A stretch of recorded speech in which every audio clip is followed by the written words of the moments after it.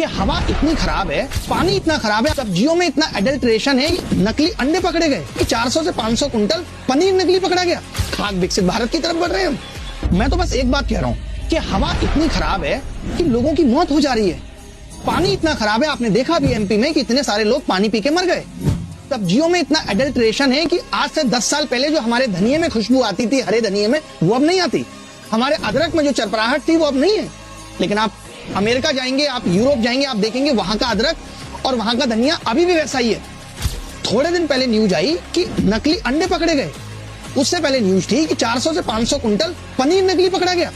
भाई क्या तो भारत सरकार कर रही है और क्या फसाई देख रहा है आदमी। क्या सांस ले, क्या पानी पिए, क्या खाए, यहाँ पग पग पे सोचना है। और हम कहते हैं हम विकसित भारत की तरफ बढ़ रहे हैं। मुझे ऐसा लगता है कि हम अविकसित और असभ्य भारत की तरफ बढ़ रहे हैं, जहां हम समोसे की रेडी लगाने को, रेलवे स्टेशन पे कुली बनने को रोजगार कहते हैं। अगर ये रोजगार है तो ये विकसित देशों में तो नहीं है। ये रोजगार विकसित देशों में तो नहीं है कि होटल के रिसेप्शन से आपको कंबल खुद उठा के अपने रूम तक जाना है।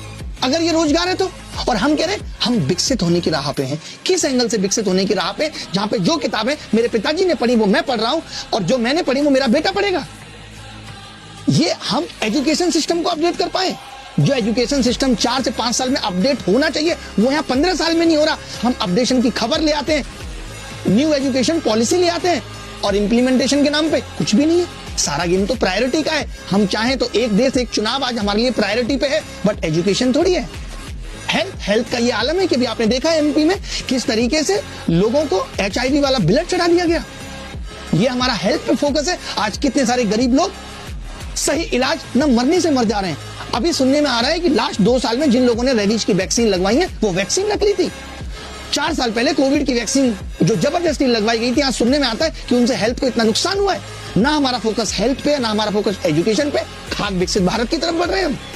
भाई मुझे इस देश से प्यार है, इसीलिए मैं ये सवाल कर रहा हूं, और इसीलिए ये बात मैं जिम्मेदार लोगों से पूछ रहा हूं, और आपके कानों तक भी पहुंचना चाहता हूं कि आप भी इस वादे पे एकदम भरोसा मत रखिए कि 2047 में विकसित हो जाएगा भारत। क्योंकि जो आदमी ये बात कह रहा है वो 2047 में नहीं होगा। आप किससे सवाल पूछोगे उस वक्त, उससे अभी पूछो। अगर मैं चंडीगढ़ के रास्ते पे हूं तो 1 घंटे के बाद अगर मैं सोनीपत और अगले 1 घंटे में मैं करनाल नहीं पहुंच रहा हूं, इसका मतलब मैं चंडीगढ़ कभी नहीं पहुंचूंगा, क्योंकि मैं उस रास्ते पे ही नहीं।